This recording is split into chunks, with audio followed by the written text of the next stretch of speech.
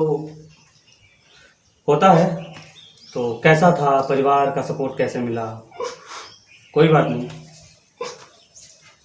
किस तरीके से था परिवार का सपोर्ट आपके लिए ऋतिक? मेरे लिए सबसे ज्यादा पापा मम्मी बहुत सपोर्ट की। पढ़ना होता था, कहीं भी बैठ के पढ़ रहे थे आप? आपने बहुत मुश्किल वक्त देखा अपनी ज़िंदगी में। आप एक ऐसे कमरे में थे जहाँ पे बैठ के ठीक से पढ़ा नहीं जा सकता है। आपके पास फीस भरने के पैसे नहीं थे। आपके पिताजी के ऊपर कर्ज है। आपको लगता नहीं ऐसे तमाम बच्चे होंगे हमारे देश में जिनकी मदद होनी चाहिए? आप रहनुमाओं की अदाओं पर फिदा है दुनिया, इस बहकती हुई दुनिया को संभालो यारो। कौन कहता है आसमां में सुराख नहीं हो सकता, एक पत्थर तबीयत से तो उछालो यारो। नमस्कार साथियों, आप देख रहे हैं dilankaadhan.com और मैं हूं आपके साथ आकाश सिंह। जब हम और आप 12वीं में पढ़ते थे तो हमसे पूछा जाता था आगे चलकर आपको क्या बनना है, तो हम लोगों का जवाब होता था इंजीनियर या फिर डॉक्टर।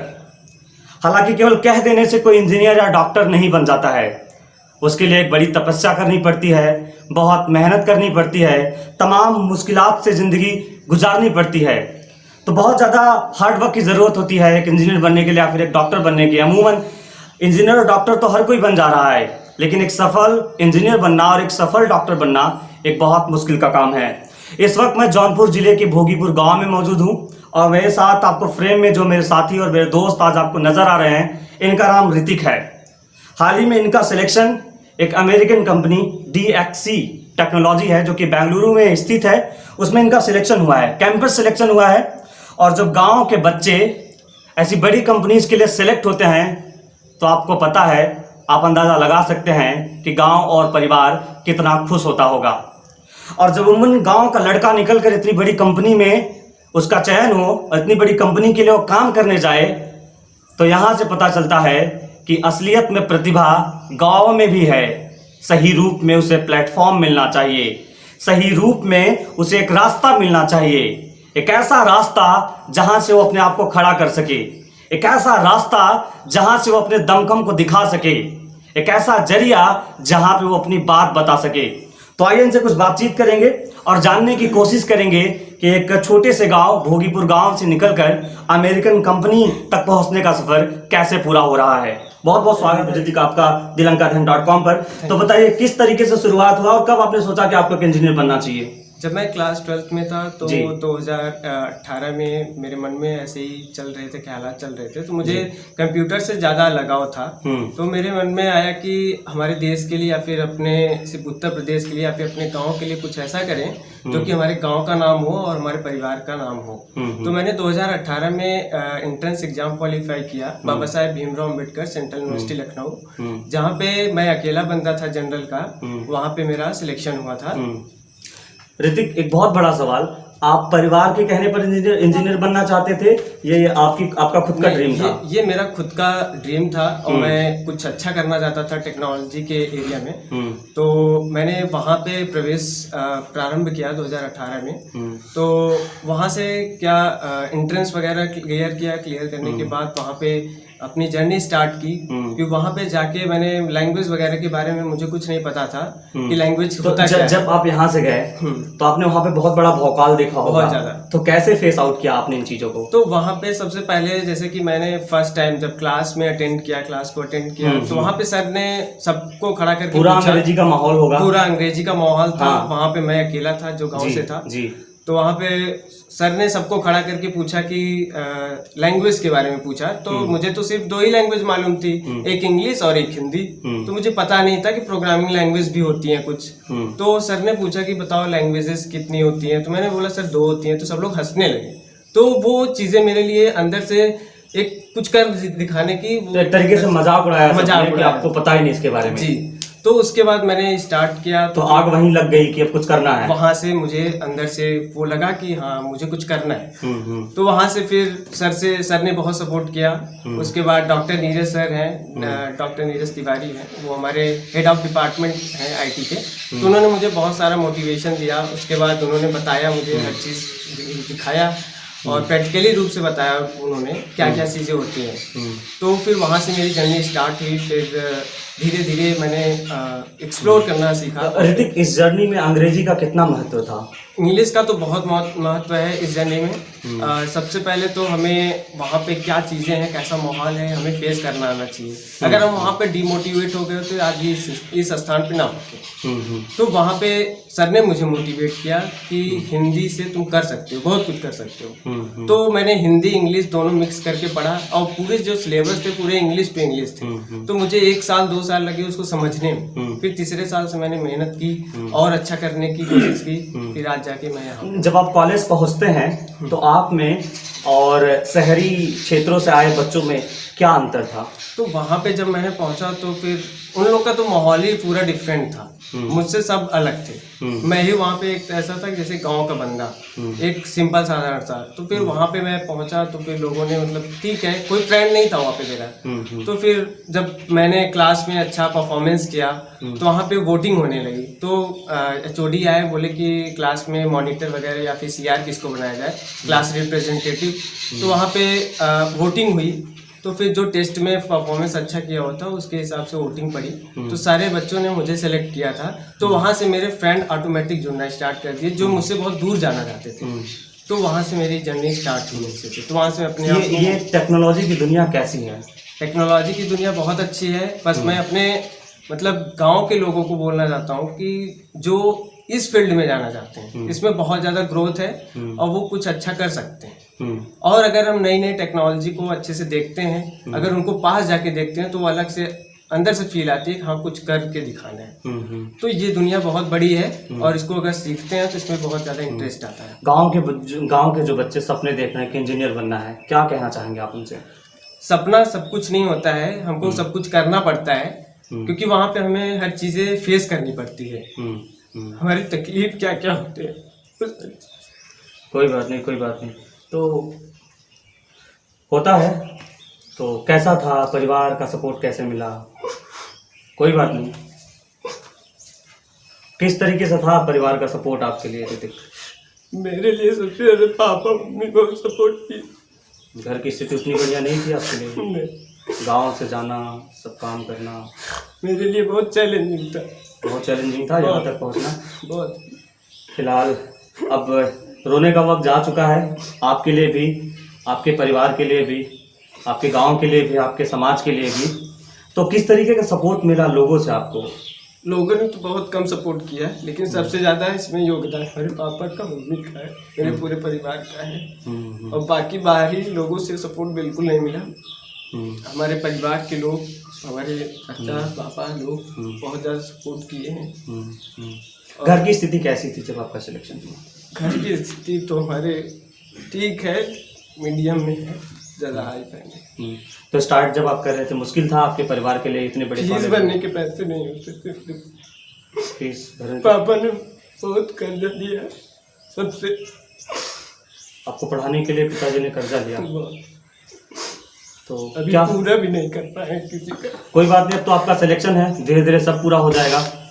क्या कहना चाहेंगे आप उन बच्चों से जिनके माँ बाप दिन रात मेहनत करके, मजदूरी करके, अपना पसीना बहाकर एक एक रुपए जोड़कर उन्हें पढ़ने के लिए दे रहे हैं? ऐसे बच्चों को आप क्या संदेश देंगे? बस ये है कि किसी कहने से डरे मत कि मैं ये कर दूंगा वो कर दूंगा। बस हम जो कर रहे हैं उसको करते रहें। आप अपने काम में फोकस करेंगे तो ही आगे बढ़ेंगे। क्योंकि आज जो बंदा आपसे बात नहीं कर रहा है, जिस दिन आप सक्सेस हो जाएंगे सब लोग आपसे बात करेंगे। बस मेरा यही कहना है कि जो आप कर रहे हैं लगन से करिए, फोकस करिए।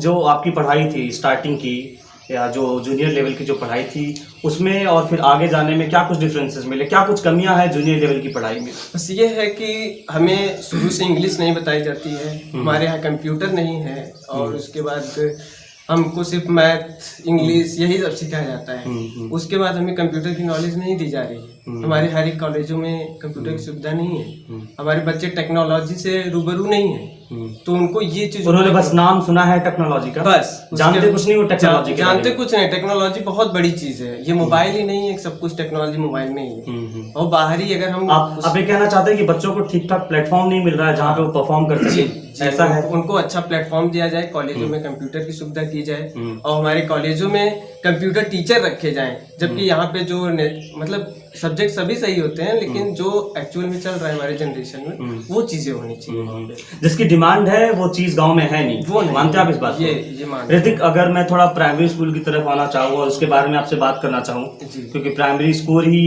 वो प्लेस है जहाँ से बहुत सारा टैलेंट पहले निकला था, अब भी थोड़ा बहुत निकल रहा है। तो आप अमेरिकन कंपनी के लिए जा रहे हैं, तो प्राइमरी स्कूल को आप किस तरीके से देखते हैं? जो वहाँ की शिक्षा है, जो वहाँ की व्यवस्था है, सरकार जो बजट वहाँ के लिए पेश करती है, जिस तरीके से खर्च कर रही है, तो आपको लगता है रिजल्ट हमें उस तरीके का मिल रहा है?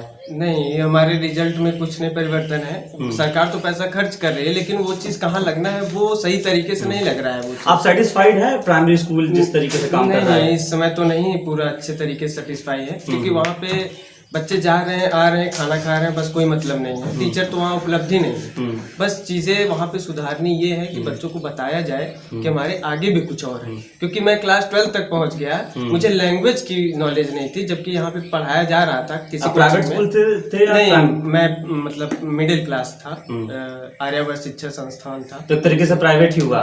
अगर प्राइवेट की स्थिति है तो प्राइमरी स्कूल की स्थिति तो बहुत दयनीय होगी। उसको हम प्राइवेट नहीं कर सकते। एक जैसे गांव का स्कूल था, गांव का बाबा नगर में था वो। वहीं पे पढ़ा था मैंने।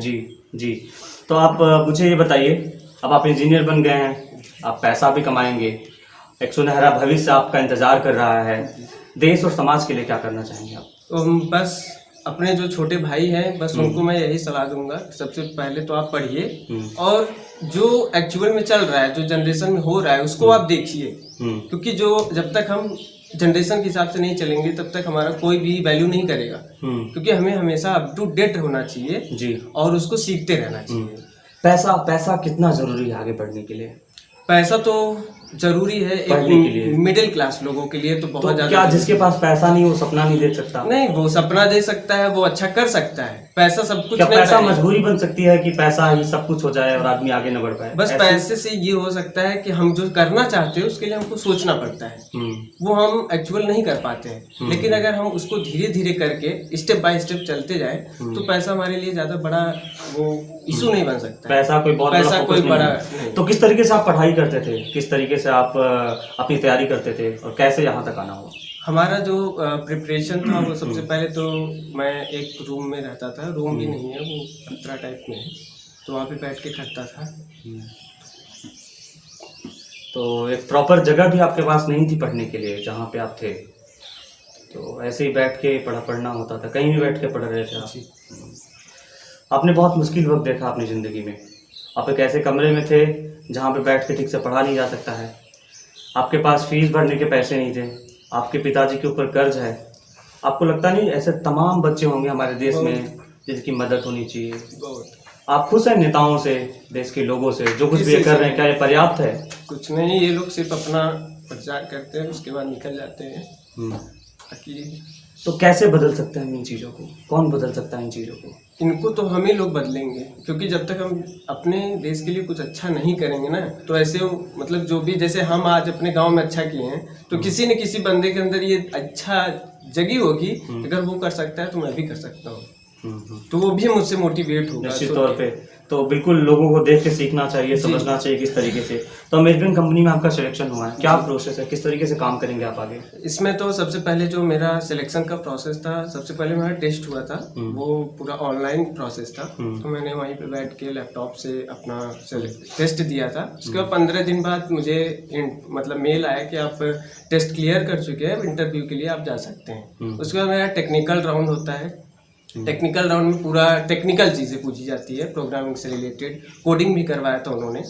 उसके बाद पूरा हर चीज़ करने के बाद फिर 10 दिन बाद आता है कि आप HR राउंड के लिए क्लियर है। फिर HR राउंड में नॉर्मल क्वेश्चंस वगैरह पूछे जाते हैं बैकग्राउंड के लिए। ये कैंपस सिलेक्शन हुआ आपका?